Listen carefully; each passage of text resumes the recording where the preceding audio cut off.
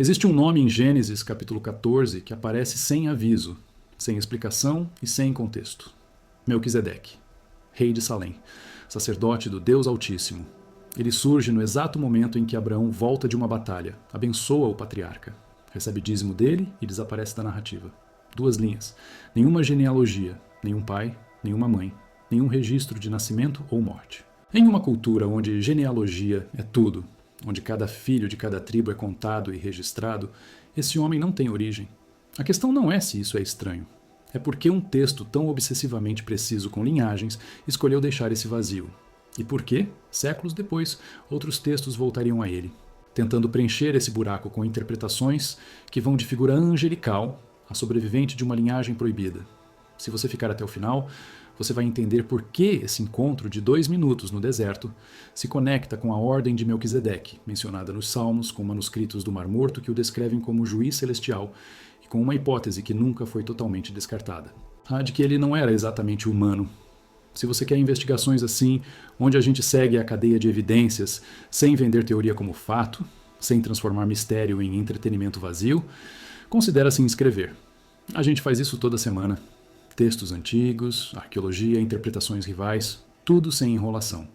Hoje você vai saber 3 coisas. Primeiro, quem era Melquisedeque segundo o que o texto realmente permite afirmar e o que ele deixa em aberto.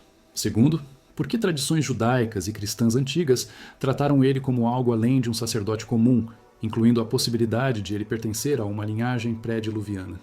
Terceiro, o que a arqueologia e a linguística dizem sobre Salém, sobre o título que ele carrega e sobre o tipo de autoridade que faria Abraão, o homem que tinha acabado de derrotar 4 reis com 318 homens, parar e pagar dízimo. 3 perguntas vão guiar isso.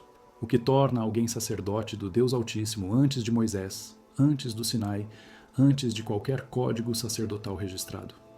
Por que a carta aos Hebreus, escrita 1500 anos depois, usa Melquisedeque como argumento central para redefinir sacerdócio? E o que significa não ter genealogia em um sistema onde genealogia é poder, memória e legitimidade?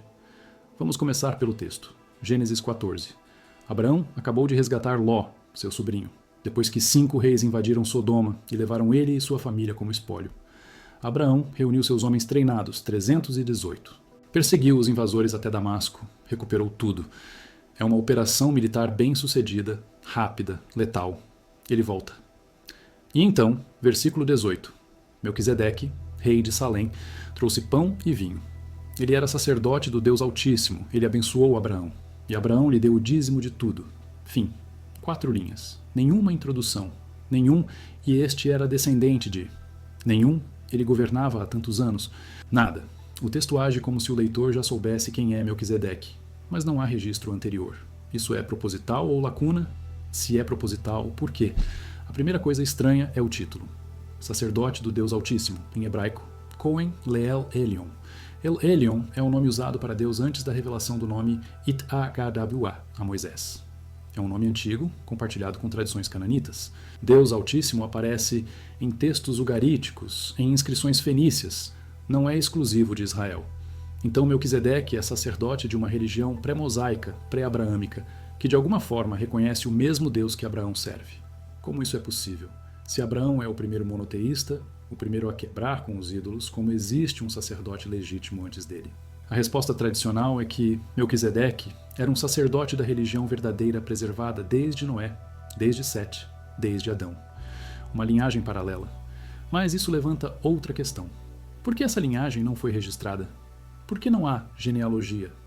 Hebreus capítulo 7 responde isso de um jeito que complica mais do que resolve. O autor diz que Melquisedeque era sem pai, sem mãe, sem genealogia, sem princípio de dias, sem fim de vida. A semelhança do Filho de Deus permanece sacerdote perpetuamente. Isso não é descrição biográfica, é descrição teológica. O texto está dizendo que Melquisedeque funciona como tipo, como sombra, como padrão de algo eterno. Mas aqui está a atenção. Se ele é só um tipo literário, por que Abraão, que é histórico, real, concreto, interage com ele como se fosse uma pessoa física? Pão e vinho, dízimo, bênção. Essas são transações reais. Você não paga dízimo a uma metáfora. Você não recebe pão de um símbolo. Salém, a cidade. Gênesis não explica onde fica. A tradição mais antiga diz que é Jerusalém. Salém é a forma abreviada de Yerushalayim. O Salmo 76 confirma. Em Salém está o tabernáculo dele, em Sião a sua morada. Jerusalém. Mas há um problema. No tempo de Abraão, Jerusalém era cidade jebusita, ocupada por cananeus. Não seria conquistada por Israel até Davi, 1000 anos depois. Então Melquisedeque era rei cananeu? E se era cananeu, como era sacerdote do Deus de Abraão? A menos que ele não fosse cananeu. A menos que ele fosse remanescente de algo anterior. Manuscritos de Qumran, os textos do Mar Morto, incluem um documento chamado 11Q Melquisedeque. Esse texto, datado do 1º século antes de Cristo, descreve Melquisedeque como figura celestial, um Elohim, alguém que preside sobre anjos, que executa julgamento sobre Belial e os espíritos de seu lote. Ele não é humano comum. Ele é descrito como comandante angelical, alguém que existe fora do tempo linear. Isso não é Bíblia canônica, mas é evidência do que comunidades judaicas antigas acreditavam sobre ele. E elas não inventaram isso do nada. Elas estavam tentando explicar a mesma lacuna que nos incomoda.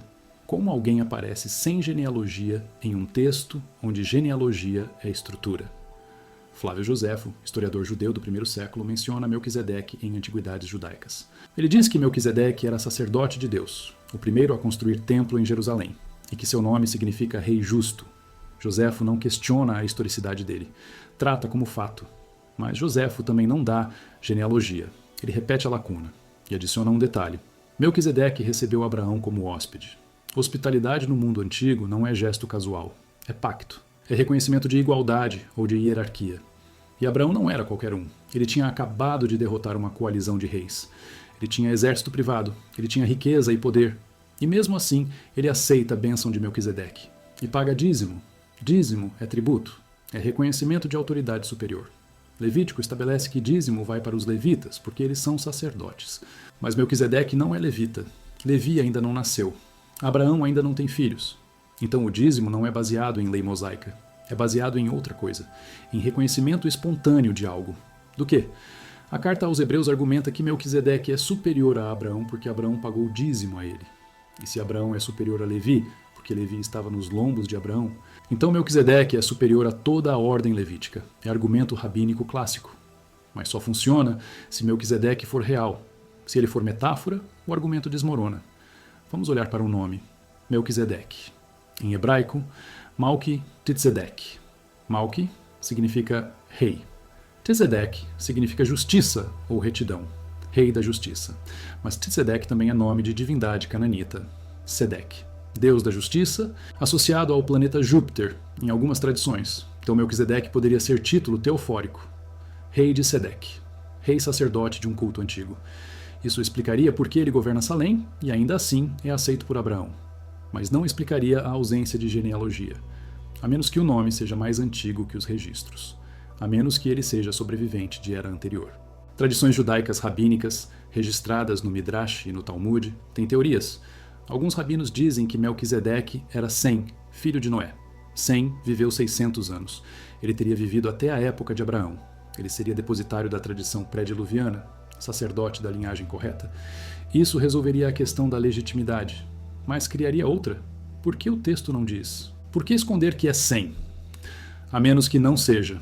A menos que a identificação com Sem seja tentativa posterior de normalizar algo que não é normal. Outra tradição diz que Melquisedeque perdeu o sacerdócio porque abençoou Abraão antes de abençoar Deus. Ele disse: bendito seja Abraão pelo Deus Altíssimo, depois bendito seja o Deus Altíssimo. Ele colocou o humano antes de Deus. E por isso, o sacerdócio passou de sua ordem para a ordem de Levi. Isso é Midrash, é interpretação, mas revela a tensão real. Melquisedeque tinha autoridade que foi transferida.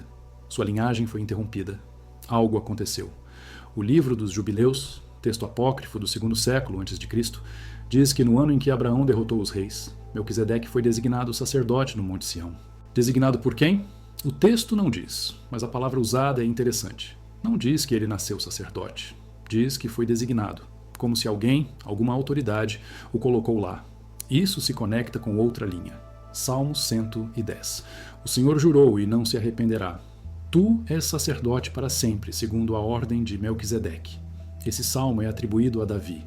Davi está falando sobre um rei futuro, um Messias. E ele usa Melquisedeque como modelo. Não Arão, não Levi. Melquisedeque. Por quê? Porque a ordem de Melquisedeque é anterior à lei. É sacerdócio por direito intrínseco, não por herança familiar. É sacerdócio eterno, não temporário. A ordem levítica morre, sacerdotes morrem, filhos assumem. Mas a ordem de Melquisedeque não tem sucessão porque não tem genealogia. Ela é perpétua. E isso levanta uma possibilidade perturbadora. Se Melquisedeque é modelo de sacerdócio eterno, ele mesmo precisa ser eterno, ou pelo menos transgeracional. Algo que atravessa eras sem envelhecer, sem morrer, sem se reproduzir? Textos gnósticos dos primeiros séculos cristãos vão mais longe. Eles descrevem Melquisedeque como emanação divina, como logos, como intermediário entre Deus e humanidade. Alguns textos coptas dizem que ele era virgem, nascido sem semente humana. Outros dizem que ele era filho de Deus manifestado antes de Cristo. Isso é heresia para a ortodoxia, mas é evidência do que gente antiga estava tentando explicar. E eles estavam tentando explicar porque o texto canônico deixou buraco. Agora, a conexão com o Nefilim. Essa não é óbvia. Você precisa juntar peças. Gênesis 6 descreve os Nefilim como filhos dos filhos de Deus e das filhas dos homens. Eles eram os valentes, os homens de renome que houve na antiguidade. Eles existiam antes do dilúvio. Depois do dilúvio, o texto diz que ainda havia Nefilim, especialmente entre os cananeus. Anak, Og, os Refaíns. Gigantes, reis, guerreiros. Mas Nefilim não significa necessariamente gigante. A raiz nafal significa cair.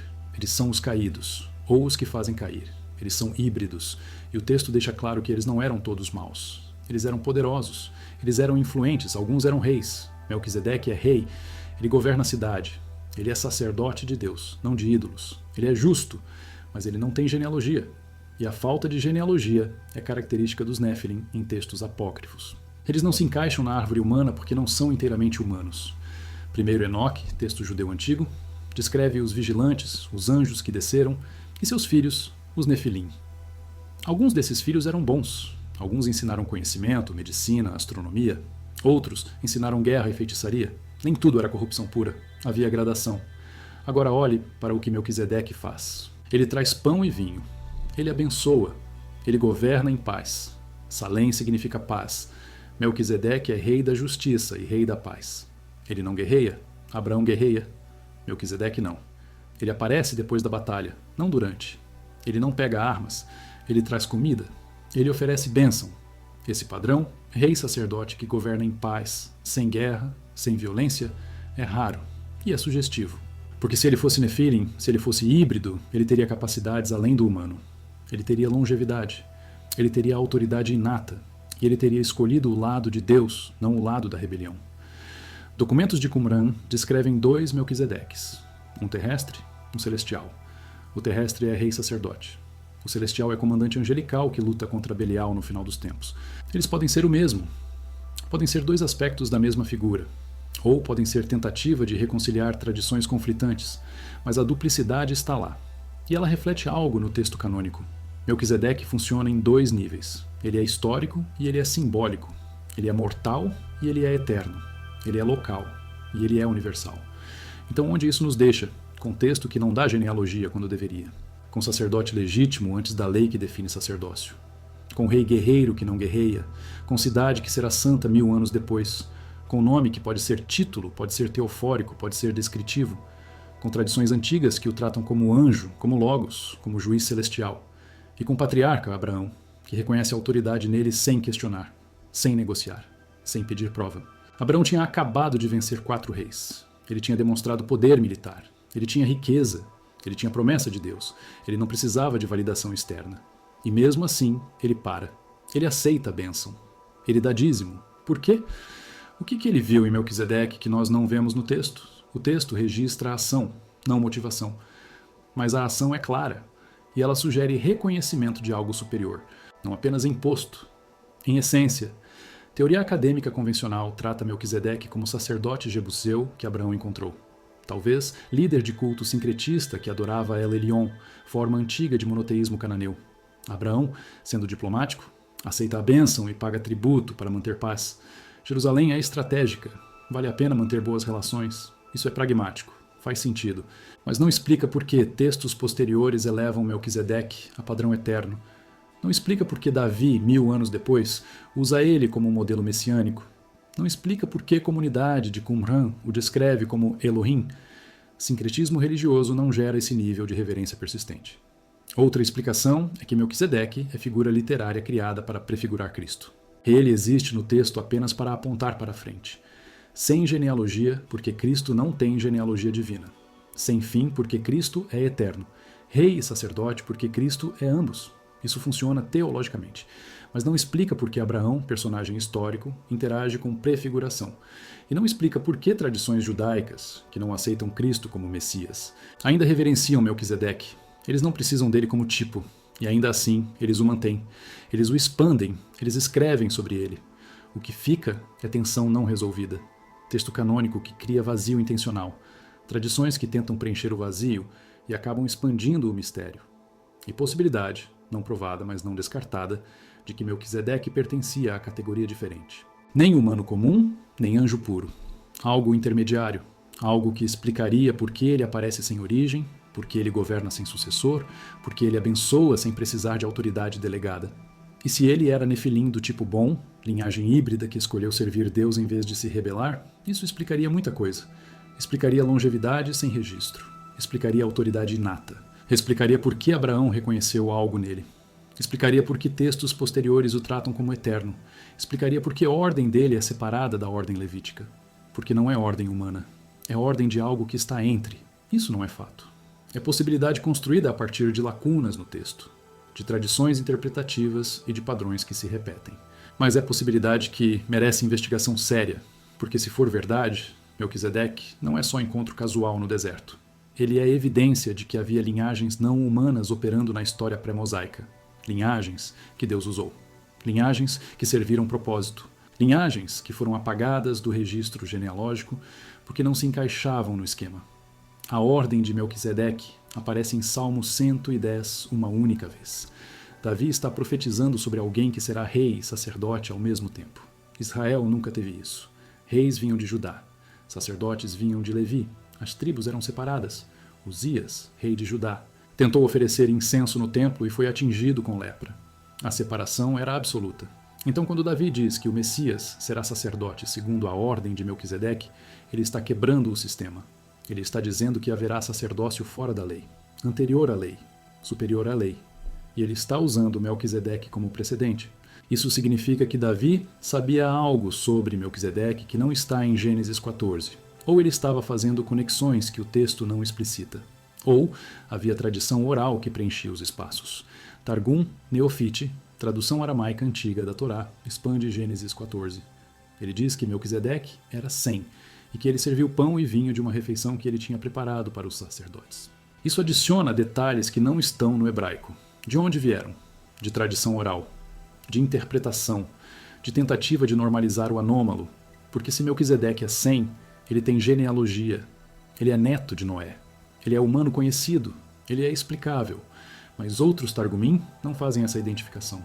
Eles deixam Melquisedeque solto, e a tensão continua. Jasher, livro mencionado na Bíblia, mas preservado apenas em versões tardias, diz que Adonisedeque, rei de Jerusalém que lutou contra Josué, era descendente de Melquisedeque, e isso criaria linhagem. Mas Adonisedeque era cananeu, ele era inimigo de Israel. Ele foi morto por Josué. Então, se Melquisedeque é ancestral dele, Melquisedeque era cananeu, isso fecha a questão? Não, porque ainda não explica por que Abraão pagou o dízimo a antepassado de inimigo futuro. A menos que Melquisedeque não fosse cananeu étnico, mas governante pré-cananeu. Alguém que estava lá antes deles. Remanescente. Vamos olhar cronologia. Abraão viveu aproximadamente 1900 anos antes de Cristo. Jerusalém, cidade jebusita, foi fundada, segundo a arqueologia, por volta de 3000 antes de Cristo. Então Jerusalém já existia por 1000 anos quando Abraão chegou. Era cidade antiga, centro de culto, local fortificado, e Melquisedeque era rei dela. Ele não era invasor, ele não era nômade, ele governava a estrutura estabelecida. Então ele era parte de elite governante pré-abraâmica. Mas elite de qual povo? Jebuseus são mencionados em listas cananitas como um dos 7 povos da terra. Eles são descendentes de Canaã, filho de Cã, filho de Noé. Mas há lacuna entre Noé e os jebuseus históricos, lacuna de séculos. E nessa lacuna, outras coisas aconteceram. Gênesis 10 e 11 descrevem dispersão pós-Babel, torres, gigantes. Nefilim pós-diluvianos, Anak e seus filhos. Esses grupos dominaram regiões. Eles construíram cidades, eles estabeleceram reinos, e então foram sendo substituídos ou absorvidos por populações humanas normais. Mas alguns permaneceram, alguns se adaptaram, alguns se tornaram reis. Og, rei de Bazã, é descrito em Deuteronômio como o último dos Refaíns. Refaim é outro nome para Nefilim. Sua cama tinha 9 côvados de comprimento, aproximadamente 4 metros. Ele era gigante. E ele era rei. Rei legítimo, com exército, com território, com cidades fortificadas. Ele não era monstro escondido. Ele era governante público. Israel lutou contra ele e venceu. Mas ele existia. E se Og existia no tempo de Moisés, outros existiam antes. Outros que não eram guerreiros, outros que eram sacerdotes. Números 13 descreve os espias que Moisés enviou para Canaã. Eles voltaram dizendo que a terra estava cheia de gigantes, filhos de Anak, descendentes dos Nefilim, e que eles se sentiram como gafanhotos comparados a eles. Isso é hipérbole de medo? Ou descrição literal? O texto não descarta a literalidade, ele trata como real. E se era real, se havia linhagens Nefilim governando Canaã no tempo de Moisés, elas existiam no tempo de Abraão. E Melquisedeque, governando a cidade mais importante da região, poderia ser uma delas. Mas aqui está a diferença. Og lutou contra Israel. Anak lutou contra Israel. Eles eram inimigos. Melquisedeque não. Ele abençoou Abraão. Ele serviu pão e vinho. Ele invocou o Deus Altíssimo, o mesmo Deus que Abraão servia. Ele estava do lado certo. Então, se ele era Nefilim, ele não era do tipo rebelde. Ele era do tipo que escolheu Deus. E isso cria categoria teológica complicada. Porque tradição cristã e judaica geralmente trata todos os Nefilim como corruptos, como parte do problema que causou o dilúvio. Mas o texto permite leitura mais nuançada. Permite que alguns fossem bons, permite que alguns servissem Deus. Enoque, livro apócrifo, descreve 200 vigilantes que desceram e tomaram mulheres humanas. Seus filhos foram os Nefilim. Esses filhos se tornaram violentos, consumiram recursos, derramaram sangue. Isso causou o dilúvio. Mas Enoque também descreve anjos que permaneceram fiéis. E ele descreve alguns humanos, como Enoque mesmo e Noé, que foram preservados porque eram justos. A genealogia de Gênesis 5 mostra linhagem pura, de Sete a Noé. Linhagem que não se misturou. Mas havia outras linhagens. Linhagens de Caim, linhagens mistas. E algumas dessas podem ter sobrevivido, não no dilúvio, mas após ele, porque Deus escolheu preservar algumas sementes. Hebreus 7 desenvolve argumento complexo. Diz que Melquisedeque recebeu o dízimo de Abraão, e que Levi, que recebe dízimos, pagou o dízimo através de Abraão, porque Levi estava nos lombos de Abraão quando Abraão encontrou Melquisedeque. Portanto, a ordem de Melquisedeque é superior à ordem levítica. Depois, o texto diz que Jesus é sacerdote segundo a ordem de Melquisedeque, não segundo Arão. E isso é necessário porque Jesus não é de Levi, ele é de Judá, tribo que não produz sacerdotes. Então, o autor precisa de precedente de sacerdócio fora da lei, e Melquisedeque é esse precedente. Mas para o argumento funcionar, Melquisedeque precisa ser maior que Abraão. E para ser maior que Abraão, ele precisa ser mais que humano comum. Não em sentido metafórico, em sentido real. Porque Abraão é pai de nações. Abraão recebeu promessa direta de Deus. Abraão viu anjos, falou com Deus, foi justificado pela fé. Ele não era qualquer um. Então o que faz Melquisedeque maior? O texto diz, sem pai, sem mãe, sem genealogia, sem princípio de dias, sem fim de vida. Isso não pode ser só figura de linguagem, porque se for, o argumento inteiro desmorona. Leitura padrão diz que é figura de linguagem. O autor está dizendo que o registro de Melquisedeque, tal como apresentado em Gênesis, não menciona genealogia. Portanto, literariamente, ele é eterno. Isso preserva a Bíblia como texto coerente. Isso evita problemas teológicos. Mas isso também exige que você ignore o que o texto realmente diz. Porque o texto não diz que o registro não menciona genealogia. Ele diz que Melquisedeque não tem genealogia. Há diferença. E a diferença importa. Agora, a conexão entre pão e vinho e sacerdócio. Melquisedeque traz pão e vinho, não animal para sacrifício, não oferenda de sangue, pão e vinho, símbolos que serão usados depois na lei mosaica, mas que aqui aparecem antes da lei. Símbolos que Jesus usará na última ceia. Corpo e sangue, pão e vinho. A conexão é forte demais para ser acidente. E levanta a possibilidade de que Melquisedeque estava operando em sacerdócio que não depende de sacrifício animal. Sacerdócio que oferece vida, não morte. Pão que sustenta. Vinho que alegra. Isso é diferente do sistema levítico inteiro, que é baseado em sangue, em morte substitutiva, em cordeiro. Se você lê isso como metáfora, memória histórica, mistura das duas, ou outra coisa, o que te convence? Deixe nos comentários, porque essa discussão não é sobre quem está certo. É sobre qual interpretação sustenta peso de evidência melhor. Vamos para Qumran 11q. Melquisedeque é fragmento. Não temos texto completo. Mas o que temos é explosivo. O texto descreve Melquisedeque como Elohim, palavra hebraica que pode significar Deus, deuses, juízes, anjos, seres divinos. Contexto determina significado. E contexto aqui sugere ser divino, não Deus supremo. Melquisedeque é colocado em paralelo com Miguel, arcanjo. Ele lidera exército celestial. Ele executa julgamento sobre Belial. Ele proclama liberdade no ano do jubileu. Isso é apocalíptico. Isso é escatologia. Mas é baseado em quê? Em Melquisedeque de Gênesis 14? Como você pula de 2 linhas para comandante angelical? A menos que haja tradição por trás. Tradição que não foi escrita em Gênesis porque era conhecida, porque era óbvia, e que foi sendo esquecida ou suprimida e depois recuperada em Qumran. A comunidade de Qumran era sectária.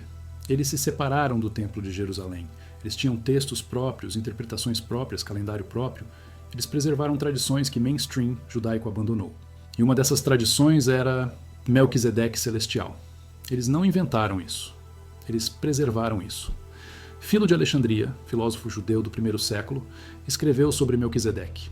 Ele disse que Melquisedeque era logos, razão divina, intermediário entre Deus e homem.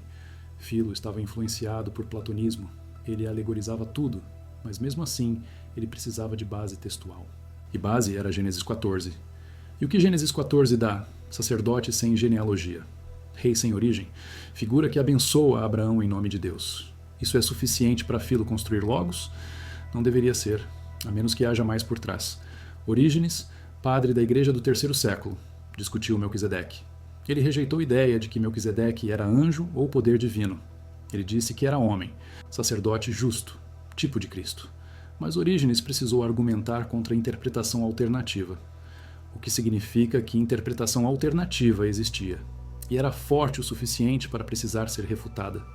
Essa interpretação dizia que Melquisedeque era poder do alto maior que Cristo, sem nascimento, sem morte. Isso é heresia melquisedequiana. E foi condenada, mas existiu. E existiu porque a leitura do texto permitia. Epifânio, bispo do 4º século, escreveu sobre seita dos melquisedequianos. Eles acreditavam que Melquisedeque era a força celestial superior a Cristo. Eles diziam que Cristo era sacerdote segundo a ordem de Melquisedeque, então Melquisedeque era maior. Isso foi combatido pela igreja. Foi declarado heresia. Mas por que essa ideia surgiu? Não do nada. Surgiu porque o texto de Hebreus cria tensão. Se Cristo é segundo a ordem de Melquisedeque, e se Melquisedeque é eterno, quem é maior? A resposta ortodoxa é que Melquisedeque é tipo, e Cristo é realidade. Tipo é sempre menor que realidade. Sombra é menor que substância. Isso funciona teologicamente. Mas exige que você trate Melquisedeque como não real, como literário. E aí você volta ao problema. Abraão pagou o dízimo à sombra. Pão e vinho vieram de tipo. Bênção foi pronunciada por metáfora. Tem outra camada. O nome Melquisedeque aparece em textos ugaríticos. Não como pessoa, mas como título. MLKSDQ. Rei justo. Era título sacerdotal em Canaã. Então Melquisedeque de Gênesis pode ser título, não nome próprio. Ele era o rei justo de Salém. Quem quer que ele fosse. Isso explicaria a falta de nome pessoal, mas não explicaria a falta de genealogia. Porque títulos são passados, pai para filho, linhagem. E se não há linhagem, como há título? A arqueologia de Jerusalém mostra a ocupação contínua desde o período calcolítico. Aproximadamente 4.000 a.C., muito antes de Abraão, muito antes dos jebuseus. Então quem estava lá? Quem fundou a cidade? O texto não diz. A arqueologia não pode dizer. Cerâmica, muros, ferramentas não carregam etnia. Mas algo estava lá.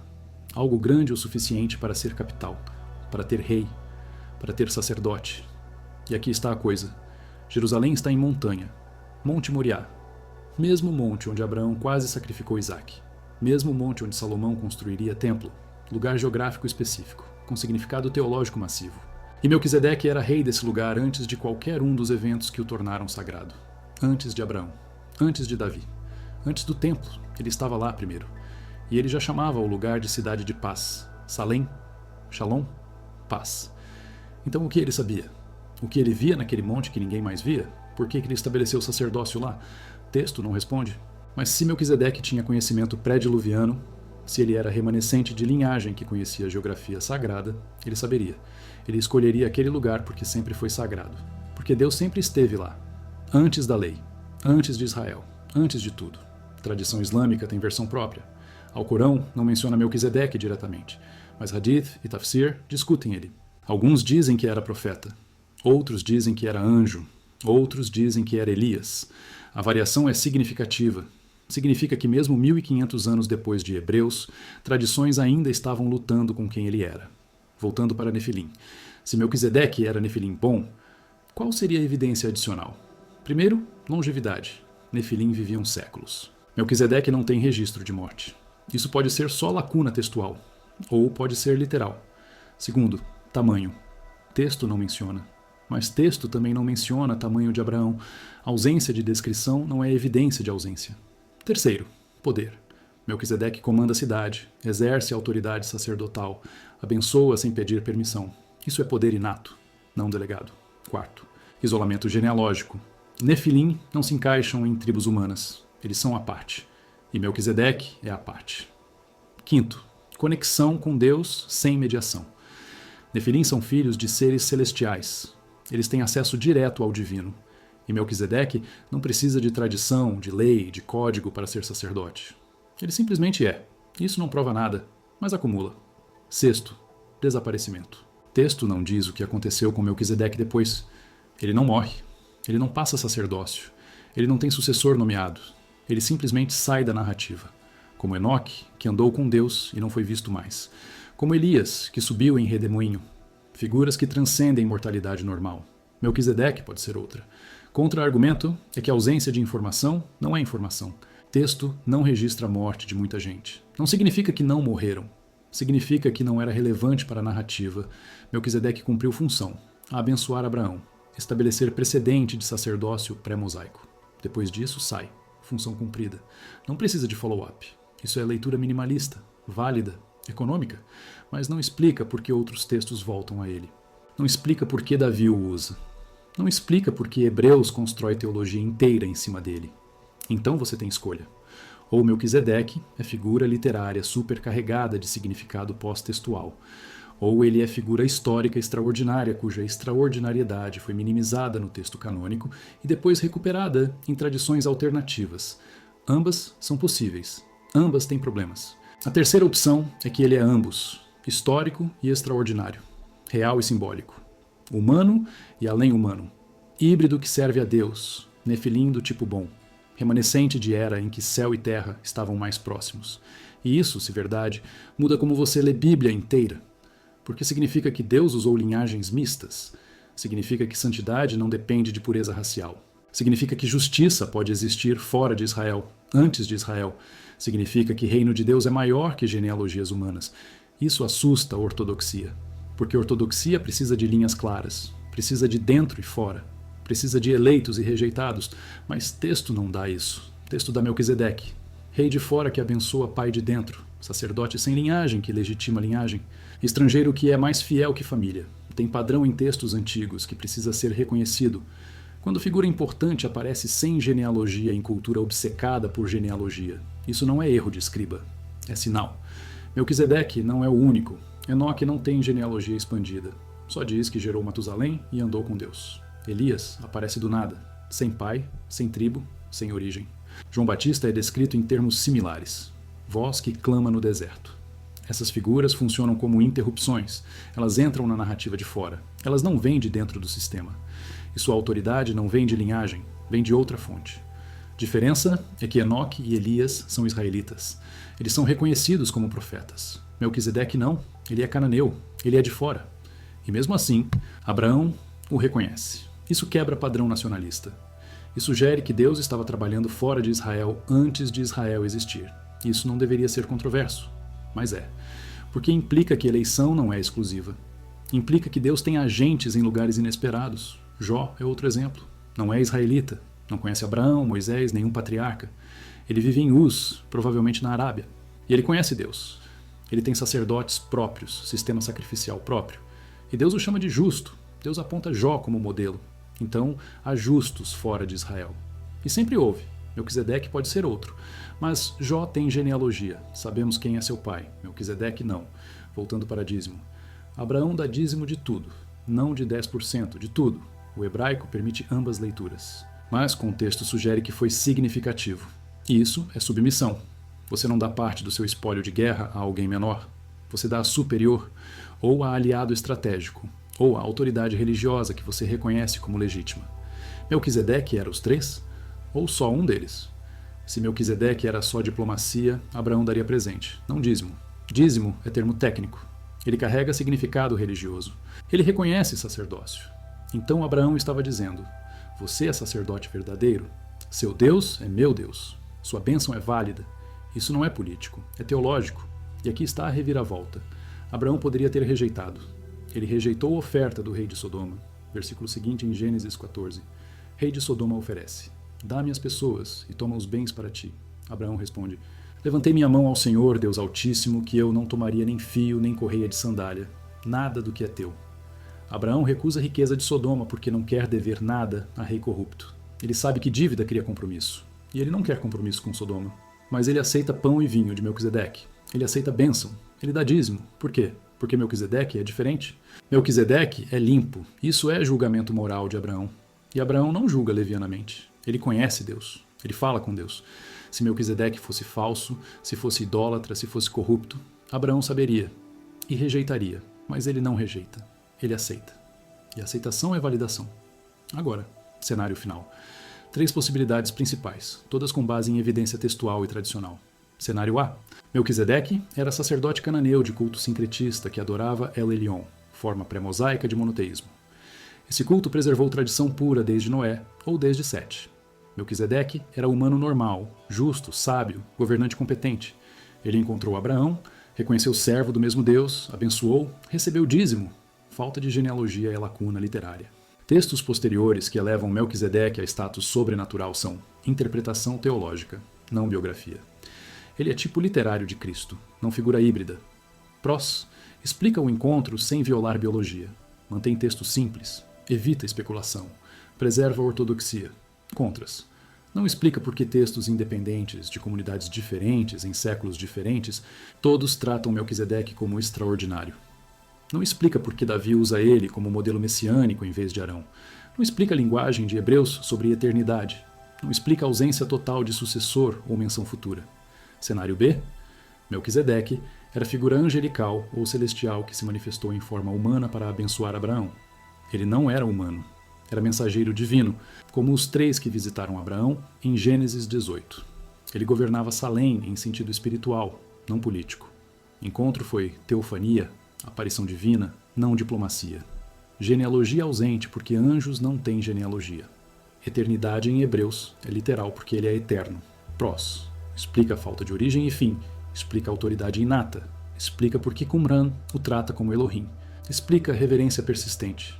Contras. Texto não indica manifestação angelical. Não há glória, não há medo, não há reação de Abraão que sugere sobrenatural. Melquisedeque traz comida, recebe dízimo, age como humano. E se é anjo, por que precisa ser rei? Anjos não governam cidades. Eles entregam mensagens. Eles não estabelecem dinastias. Cenário C. Melquisedeque era nefilim de linhagem híbrida, que escolheu servir Deus em vez de se rebelar. Ele era filho ou descendente de união entre seres celestiais e humanos, o que explicaria longevidade, autoridade inata e ausência de genealogia humana normal. Ele governava Jerusalém como o último remanescente de era pré-diluviana ou pós-diluviana imediata, preservando conhecimento e sacerdócio puro. Ele reconheceu Abraão como portador de promessa divina e abençoou ele, passando o bastão simbolicamente. Depois disso, sua linhagem terminou, ou ele foi removido, ou ele morreu sem sucessor, encerrando a ordem pré-mosaica de sacerdócio. Pros. Explica a ausência de genealogia sem reduzir a lacuna literária. Explica a autoridade que Abraão reconhece imediatamente. Explica por que a ordem dele é separada de ordem levítica. Não é ordem humana. Explica textos de Qumran e tradições que o tratam como celestial sem fazê-lo totalmente anjo. Explica por que ele não tem sucessor. Linhagens. Nefilim foram sendo eliminadas por Deus à medida que Israel se estabelecia. Explica Jerusalém como local já sagrado antes de Israel, porque foi estabelecido por alguém com conhecimento pré-diluviano de geografia sagrada. Contras. Exige aceitar que Nefilim não eram todos maus. Exige aceitar que Deus usou linhagem híbrida para propósito santo. Exige aceitar que pureza genealógica humana não é critério absoluto de santidade. Exige aceitar que há categorias entre humano e anjo que texto não define claramente. Exige leitura menos literal de proibições sobre mistura. E exige humildade para admitir que não temos todas as respostas. Qual é mais provável? Depende do que você aceita como possível.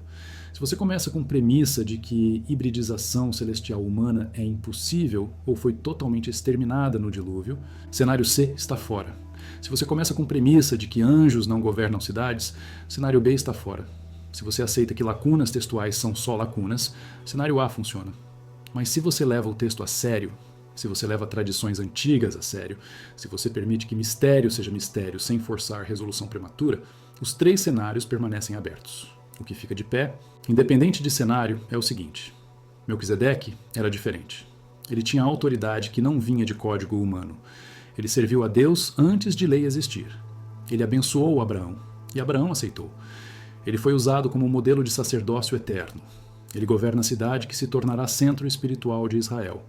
E ele desaparece sem sucessor, deixando o buraco que é preenchido 1000 anos depois por Davi, 1500 anos depois por Jesus e 2000 anos depois por nós, ainda tentando entender. Implicação prática. Se Deus usou Melquisedeque, ele pode usar qualquer um. Nacionalidade não importa. Linhagem não importa. O que importa é alinhamento com justiça e verdade. Melquisedeque era rei da justiça e rei da paz. Não por herança, por escolha. E isso é modelo melhor que modelo levítico, onde sacerdócio é automático. O modelo de Melquisedeque exige caráter, exige reconhecimento divino, exige que você seja quem diz ser, não que você herde título. Jesus é sacerdote, segundo a ordem de Melquisedeque, porque Jesus não herdou o sacerdócio. Ele não é de Levi, ele é de Judá. Ele é rei sacerdote, como Melquisedeque. E a ordem dele não depende de templo, de sacrifício animal, de mediador humano. Depende de vida indestrutível. Hebreus usa essa frase: vida indestrutível. Não vida eterna no sentido de não morte, mas vida que não pode ser destruída. Poder de vida que vem de dentro, não de fora. Melquisedeque tinha isso. E por isso ele é tipo. Mas tipo de quê? De Cristo? Ou de categoria maior? Categoria de justos que atravessam eras sem precisar de sistema. Enoque andou com Deus e foi transladado. Elias foi levado em redemoinho. Melquisedeque desaparece do texto. Nenhum deles morre normalmente. Nenhum deles tem sucessor. Eles são únicos. E eles apontam para algo além de mortalidade normal. Algo que era possível antes da queda. Algo que será restaurado. Última peça. Pão e vinho. Jesus usou pão e vinho na última ceia. Não cordeiro. Pão e vinho. Mesmos elementos que Melquisedeque trouxe. E Jesus disse: isto é meu corpo. Isto é meu sangue. Nova aliança. Não baseada em morte de animais. Baseada em vida doada. Melquisedeque trouxe vida. Pão sustenta. Vinho alegra. Ele não trouxe morte. Ele trouxe celebração. E isso prefigura evangelho. Evangelho não é sobre morte. É sobre vida. Morte de Cristo é meio, não fim. Fim é ressurreição. Vida indestrutível. Ordem de Melquisedeque. Então, o que Abraão viu naquele dia, ele viu o rei sacerdote que operava em princípio diferente. Princípio pré-lei. Princípio que seria recuperado depois da lei. E ele reconheceu. Ele pagou o dízimo. Ele se submeteu. Não por medo. Não por diplomacia. Por reconhecimento de verdade. Melquisedeque era real. E Abraão sabia. Evidência externa é fraca. Não há registro arqueológico de Melquisedeque. Não há inscrições, não há artefatos, não há DNA. Jerusalém tem ocupação antiga, mas não tem nomes. Cerâmica não carrega genealogia. Então você depende de texto. E texto dá migalhas. Mas migalhas que geraram bibliotecas de interpretação. Isso significa algo. Se migalhas fossem irrelevantes, a tradição teria esquecido, mas não esqueceu. Cada geração voltou. Cada geração tentou entender. E cada geração adicionou camada. Qumran adicionou Melquisedeque celestial. Filo adicionou Logos. Orígenes combateu heresia. Hebreus construiu teologia. Midrash identificou com Sem. Targum expandiu narrativa. Isso é evidência de que vazio deixado pelo texto era intencional. Era convite para exploração. E exploração continua. Você está assistindo porque quer respostas. Eu entendo. Mas mistério de Melquisedeque não é sobre resposta final. É sobre perguntas melhores. Quem tem autoridade espiritual? De onde vem? Como você reconhece? Abraão reconheceu. Ele não pediu credenciais. Ele não pediu prova. Ele viu e soube. Isso é discernimento. Isso é dom. E isso é perdido quando você substitui reconhecimento por regulamento. Sistema levítico era regulamento. Ordem de Melquisedeque é reconhecimento. Mundo moderno opera em regulamento. Ordenação, denominação, instituição. Você tem autoridade se tiver papel, se tiver diploma, se tiver voto. Isso é necessário para a ordem, mas não é suficiente para a verdade. Porque verdade não vem de sistema. Verdade vem de Deus. E Deus pode levantar sacerdote onde quiser. Mesmo fora de sistema. Mesmo antes de sistema. Mesmo depois de sistema falhar. Melquisedeque é a prova disso. Ele existiu fora de Israel. Antes de Israel. E ainda assim, ele era legítimo. Mais que legítimo. Ele era modelo. Isso deve mexer com você. Porque significa que Deus é maior que suas caixas. Maior que suas definições. E ele pode trabalhar através de quem ele escolher. Independente de você aprovar. Agora, se Melquisedeque era humano, híbrido ou anjo, isso muda alguma coisa. Muda como você lê Hebreus. Muda como você entende sacerdócio. Muda como você vê limites entre natural e sobrenatural. Mas não muda a lição central. Justiça pode existir fora de sistema. Santidade pode existir antes de lei. E Deus reconhece isso. Se você quer explorar mais sobre figuras que não se encaixam, sobre textos que deixam vazios intencionais, sobre arqueologia que complica narrativas simples, se inscreve e ativa o sininho, porque a gente vai fundo, a gente não vem de teoria. A gente apresenta evidência, tradição, interpretação rival e deixa você decidir. Mas a gente não faz isso sem contexto. A gente monta o caso. Você julga. 3 coisas você aprendeu hoje. Primeiro, Melquisedeque era sacerdote e rei antes de lei, sem genealogia, sem origem registrada, e isso não é acidente textual. É característica intencional que aponta para a categoria de autoridade que não depende de linhagem humana. Segundo, tradições judaicas e cristãs antigas trataram Melquisedeque como celestial, como angelical, como híbrido, como justo pré-diluviano, como logos, como tipo de Cristo. Essa variação não é confusão. É tentativa honesta de explicar vazio que texto criou. Terceiro, Abraão reconheceu a autoridade em Melquisedeque e se submeteu a ela, pagando dízimo, aceitando bênção, validando o sacerdócio que não tinha precedente e que não teria sucessor até Cristo. Isso nos deixa com pergunta maior. Quantos Melquisedeques existiram que não foram registrados?